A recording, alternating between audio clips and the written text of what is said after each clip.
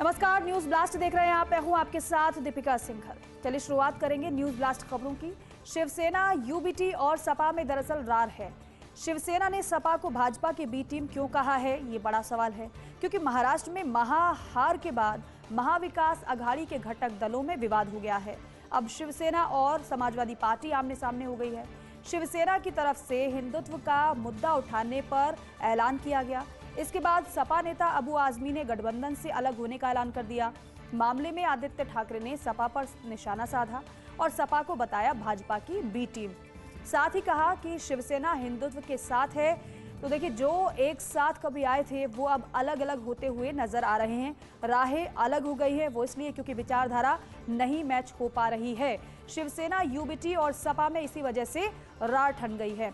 शिवसेना ने सपा को दरअसल भाजपा की बी टीम क्यों कहा, ये इसलिए क्योंकि महाराष्ट्र में महाहार के बाद महाविकास अघाड़ी के घटक दलों में जो विवाद उपजा है, अब शिवसेना और समाजवादी पार्टी आमने सामने हो गई है। शिवसेना की तरफ से हिंदुत्व का मुद्दा उठाने पर ऐलान किया गया है। इसके बाद सपा नेता अबू आजमी ने गठबंधन से अलग होने का ऐलान किया है। मामले में आदित्य ठाकरे ने सपा पर निशाना साधा और सपा को बताया भाजपा की बी टीम। साथ ही साथ कहा कि शिवसेना हिंदुत्व के साथ है। लड़ाई विचारधारा की ही यहाँ पर नजर आ रही है, क्योंकि शिवसेना, यूबीटी की विचारधारा हिंदुत्व की है, लेकिन जब हिंदुत्व का मुद्दा उन्होंने उठाया तो फिर समाजवादी पार्टी ने अपनी राहें उनसे अलग कर ली। मुख्यमंत्री भजनलाल शर्मा ने किया संबोधित। सीआईआई के कार्यक्रम को संबोधित किया। मुख्यमंत्री भजनलाल शर्मा ने पूरे देश के उद्योग जगत के सितारों के साथ मुलाकात रंग लाएगी, ये मुख्यमंत्री ने संबोधन के दौरान कहा। और साथ ही साथ समिट में 30 लाख करोड़ के एमओयू हो चुके हैं, ये मुख्यमंत्री की ओर से कहा गया संबोधन में। राज्य सरकार और भी नई नीतियां लेकर आएगी। राज्य की अर्थव्यवस्था को दोगुनी करना हमारा टारगेट है, हमारा लक्ष्य है, ये सीएम ने कहा। साथ ही साथ उन्होंने कहा कि राजस्थान में निवेश की अपार संभावनाएं हैं और इन्हीं अपार संभावनाओं को निवेशकों के सामने सीएम रखने वाले हैं, और इसलिए राइजिंग राजस्थान इन्वेस्टमेंट समिट प्रदेश के विकास के लिहाज से बेहद अहम है, निवेश के लिहाज से बेहद अहम है। सीआईआई के कार्यक्रम में मुख्यमंत्री शामिल हुए। संबोधन मुख्यमंत्री का हुआ और उन्होंने पूरे देश के उद्योग जगत के सितारों के साथ मुलाकात रंग लाएगी, ये उम्मीद जगाई है उन्होंने। समिट में 30 लाख करोड़ के एमओयू हो चुके हैं, ये भी मुख्यमंत्री ने बताया। और साथ ही साथ उन्होंने कहा कि राज्य सरकार और भी नई नीतियां लेकर आएगी जो कि निवेशकों के लिए अनुकूल होगी। राज्य की अर्थव्यवस्था को दोगुना करना है, यही हमारा टारगेट है और इसी टारगेट को लेकर हम आगे बढ़ रहे हैं। राजस्थान में निवेश की अपार संभावनाएं हैं। केंद्रीय मंत्री अर्जुन मेघवाल का बयान सामने आया है। Rising Rajasthan global investment summit पर बोले हैं मेघवाल। कहा कि समिट तो पूर्व में भी होती आई है, लेकिन ये समिट नवाचार है। इस समिट के बाद राजस्थान विकास के पथ पर आगे बढ़ेगा। अभी 4 साल हैं, 4 साल में सभी एमओयू धरातल पर उतरेंगे। डबल इंजन की सरकार है तो प्रदेश विकास के पथ पर अग्रसर रहेगा। वहीं कांग्रेस के पास गुड गवर्नेंस थी क्या, ये सवाल उन्होंने खड़ा किया। साथ ही साथ कहा कि कांग्रेस के समय में समिट हुई थी, लेकिन सबको पता है कि हुआ क्या। राइजिंग राजस्थान को लेकर केंद्रीय मंत्री की ओर से ये बयान। उन्होंने कहा कि समिट तो पहले भी हुए हैं, लेकिन इस बार का समिट बेहद अलग है और बेहद खास है। समिट तो पूर्व में भी होते आए हैं, लेकिन ये जो समिट है ये केवल समिट नहीं है, बल्कि ये एक इनोवेशन है, ये एक नवाचार है। इस समिट के बाद राजस्थान विकास के पथ पर आगे बढ़ेगा। अभी 4 साल हैं और 4 साल में सभी जो एमओयू हुए हैं वो धरातल पर उतरेंगे, ये उन्होंने उम्मीद जताई है। डबल इंजन की सरकार है तो प्रदेश विकास के पथ पर अग्रसर रहेगा, लेकिन सवाल उन्होंने ये खड़ा किया कि कांग्रेस के पास गुड गवर्नेंस थी क्या। कांग्रेस के समय में समिट हुई थी, लेकिन सभी को पता है कि क्या हुआ, जो एमओयू हुए थे वो कितने धरातल पर उतरे। क्या बशर अल असद की मौत हुई है? सीरिया में विद्रोहियों ने राजधानी दमिश्क पर कब्जा किया। इसके साथ बशर अल असद शासन का अंत हुआ है। इस बीच रिपोर्ट के मुताबिक एक बड़ी खबर सामने आई है। असद की देश छोड़कर भागने के दौरान मौत की खबर सामने आई है। अपुष्ट खबरें हैं कि तानाशाह असद का विमान हो चुका है दुर्घटनाग्रस्त। दावा यह भी है कि विद्रोहियों द्वारा प्लेन को मार गिराया है। अभी तक सीरियाई अधिकारियों ने असद की स्थिति पर कोई पुष्टि नहीं की है। तो ये जिस तरीके से सवाल बरकरार है कि क्या बशर अल असद की मौत हो गई है, क्योंकि अभी पुख्ता जानकारी नहीं मिल पा रही है, क्योंकि सीरिया में विद्रोहियों ने राजधानी दमिश्क पर कब्जा तो कर लिया है, लेकिन इसके साथ बशर अल असद शासन का अंत हुआ है।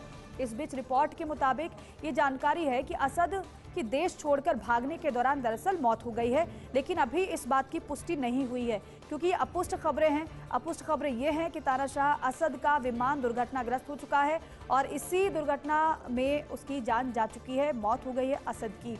दावा यह भी किया जा रहा है कि विद्रोहियों द्वारा प्लेन को मार गिराया है। अभी तक सीरियाई अधिकारियों ने असद की स्थिति पर कोई भी पुष्टि नहीं की है और इसलिए इसे अभी तक अपुष्ट खबरें कहा जा रहा है। राजस्थान पुलिस के जवानों ने सोशल मीडिया एक्स के माध्यम से मांग की है। दरअसल पुलिस जवानों ने सोशल मीडिया एक्स के जरिए की है मुख्यमंत्री और गृह राज्य मंत्री से मांग। नागरिक सुरक्षा समन्वय समिति संयोजक जयप्रकाश कुमावत के नेतृत्व में मांग की है। कांस्टेबल की 3600 पे ग्रेड सेवा में 9, 18, 27 वर्ष पर समयबद्ध डीपीसी से प्रमोशन की मांग है। साथ ही साथ कांस्टेबल से निरीक्षक डीपीसी से प्रमोशन, मैस भत्ता केंद्र के अनुरूप 5000 प्रति माह की मांग है।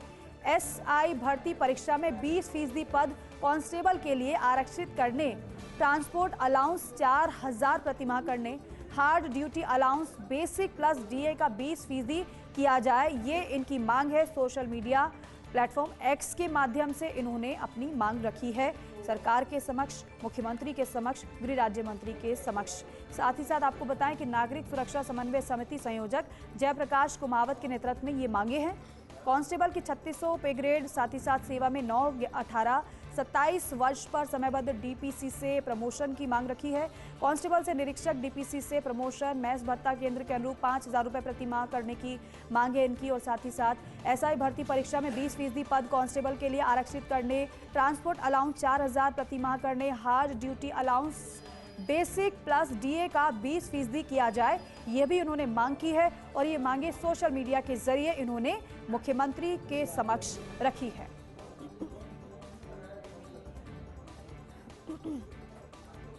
आखिर कब होगी असीम अहमद खान की कांग्रेस में ज्वाइनिंग? ये सवाल इसलिए क्योंकि कल असीम समर्थकों में दिखा था उत्साह। कांग्रेस में शामिल होने को लेकर उत्साह नजर आया था, लेकिन सूत्रों की माने तो असीम अपने समर्थकों के साथ कल पहुंचे थे कांग्रेस दफ्तर भी। लेकिन कल आखिर क्यों नहीं हो पाई असीम की कांग्रेस में ज्वाइनिंग? संभवतः अब कुछ और आप पार्टी के पूर्व विधायकों के साथ असीम की हो सकती है कांग्रेस में एंट्री। असीम अहमद खान थे केजरीवाल कैबिनेट में मंत्री, लेकिन अभी भी सवाल ये बरकरार है कि आखिर ज्वाइनिंग क्यों नहीं हुई है, क्या वजह इसकी रही? क्योंकि आखिर असीम अहमद खान जो कांग्रेस को ज्वाइन करने वाले थे, उनकी कांग्रेस में ज्वाइनिंग क्यों नहीं हुई? क्योंकि समर्थक उत्साहित थे, समर्थक जोश से भरे हुए थे। लेकिन सूत्र ये बता रहे हैं कि असीम अपने समर्थकों के साथ कल जब कांग्रेस दफ्तर पहुंचे थे, लेकिन कल आखिर क्यों उनकी ज्वाइनिंग नहीं हो पाई? असीम की कांग्रेस में ज्वाइनिंग को लेकर सवाल ये है कि माना यह भी जा रहा है कि अब कुछ और आप पार्टी के पूर्व विधायकों के साथ असीम की कांग्रेस में एंट्री हो सकती है, कि ना केवल वो अकेले अपने समर्थकों के साथ कांग्रेस ज्वाइन करेंगे, बल्कि कुछ और भी आप पार्टी के पूर्व विधायक हैं, वो भी कांग्रेस पार्टी में जब शामिल होंगे तो सभी की ज्वाइनिंग एक साथ ही करवाई जाएगी पार्टी में। और आपको ये भी बताएं कि जो असीम अहमद खान हैं वो केजरीवाल कैबिनेट में मंत्री रहे हैं। बांग्लादेश का वस्त्र कारोबार भारत शिफ्ट होने के संकेत हैं। दरअसल कई ग्लोबल और लोकल ब्रांड बांग्लादेश में तैयार करवाते हैं वस्त्र। बांग्लादेश में अस्थिरता के कारण गारमेंट बिजनेस में दिक्कत है। सूरत की कंपनियों से संपर्क कर रहे हैं गारमेंट कंपनियां। सूरत का वस्त्र कारोबार 12% से बढ़कर 20 से 25% पहुंचने के आसार हैं। और तमिलनाडु, पंजाब और नोएडा की कंपनियों को भी मिले हैं नए ऑर्डर। चीन के बाद तैयार वस्त्रों का दूसरा सबसे बड़ा निर्यातक है बांग्लादेश। बांग्लादेश के राजनीतिक संकट से वहां के वस्त्र कारोबार को झटका लगा है।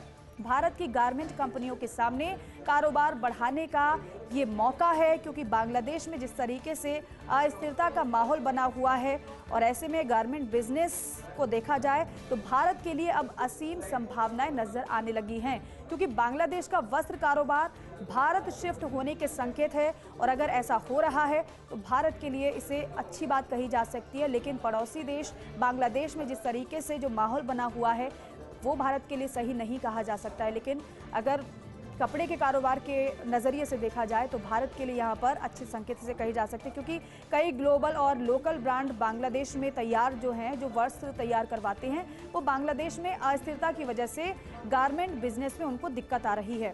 सूरत की कंपनियों से संपर्क कर रहे गारमेंट कंपनियां बांग्लादेश की। सूरत का वस्त्र कारोबार दरअसल 12% से बढ़कर 20 से 25% पहुंचने के आसार है, और इसी से आप समझ सकते हैं कि भारत में किस तरीके से वस्त्र कारोबार बढ़ने के संकेत हैं। तमिलनाडु, पंजाब और नोएडा की कंपनियों को भी नए ऑर्डर मिल गए हैं। चीन के बाद अगर देखा जाए तो चीन के बाद तैयार वस्त्रों का दूसरा सबसे बड़ा निर्यातक बांग्लादेश ही है। बांग्लादेश के राजनीतिक संकट से वहां के वस्त्र कारोबार को झटका लगा है। भारत की गारमेंट कंपनियों के सामने कारोबार बढ़ाने का ये अच्छा मौका है। बांग्लादेश के रास्ते पूर्वोत्तर में इंटरनेट लाने की योजना बंद। बांग्लादेश की पिछली शेख हसीना सरकार ने इसको मंजूरी दी थी। बांग्लादेश की इंटरनेट नियामक संस्था ने फैसला बदला है। 2023 में बांग्लादेश दूरसंचार नियामक आयोग ने मांगी थी मंजूरी। इससे अरुणाचल प्रदेश, असम, मिजोरम, मणिपुर, मेघालय, नागालैंड में तेज हो जाती इंटरनेट की रफ्तार। लेकिन फिलहाल पूर्वोत्तर को सिंगापुर के जरिए मिलता है इंटरनेट कनेक्शन। सिंगापुर से चेन्नई तक समुद्र में बिछाई गई है केबल के जरिए इंटरनेट। डोमेस्टिक फाइबर नेटवर्क के जरिए पूर्वोत्तर पहुंचता है इंटरनेट। इस वजह से पूर्वोत्तर राज्यों में कम हो जाती है इंटरनेट की रफ्तार, और इसलिए बांग्लादेश के रास्ते पूर्वोत्तर में इंटरनेट लाने की जो योजना थी वो बंद हो गई है। हालांकि आपको ये भी बताएं कि बांग्लादेश की जो पिछली शेख हसीना सरकार थी, उस सरकार ने इसे मंजूरी दी थी, लेकिन बांग्लादेश की इंटरनेट नियामक संस्था ने अपना फैसला बदल लिया है। 2023 में बांग्लादेश दूरसंचार नियामक आयोग ने इसकी मंजूरी मांगी थी। इससे अरुणाचल प्रदेश, असम, मिजोरम, मणिपुर, मेघालय, नागालैंड में तेज इंटरनेट की रफ्तार हो जाती, लेकिन फिलहाल पूर्वोत्तर को सिंगापुर के जरिए इंटरनेट कनेक्शन मिलता है।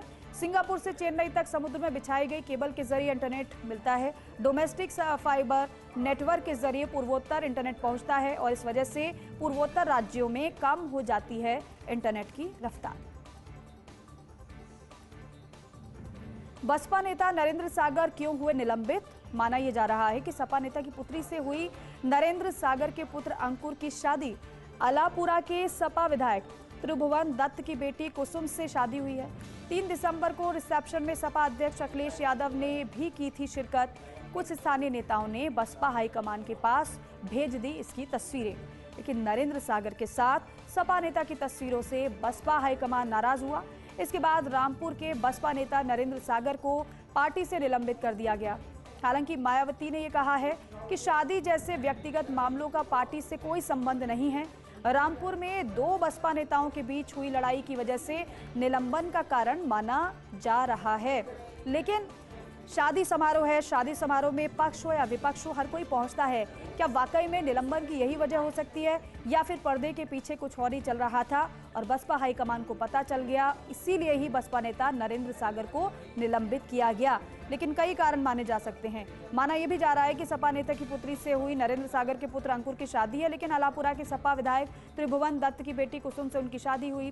3 दिसंबर को रिसेप्शन में सपा अध्यक्ष अखिलेश यादव ने शिरकत की थी कार्यक्रम में, लेकिन कुछ स्थानीय नेताओं ने बसपा हाईकमान के पास तस्वीरें भेज दी कार्यक्रम की। नरेंद्र सागर के साथ सपा नेता की तस्वीरों से बसपा हाईकमान नाराज हुआ। इसके बाद रामपुर के बसपा नेता नरेंद्र सागर को पार्टी से निलंबित कर दिया गया। हालांकि मायावती ने यह कहा है कि शादी जैसे व्यक्तिगत मामलों का पार्टी से कोई संबंध नहीं है। रामपुर में 2 बसपा नेताओं के बीच लड़ाई के कारण निलंबित करना माना जा रहा है।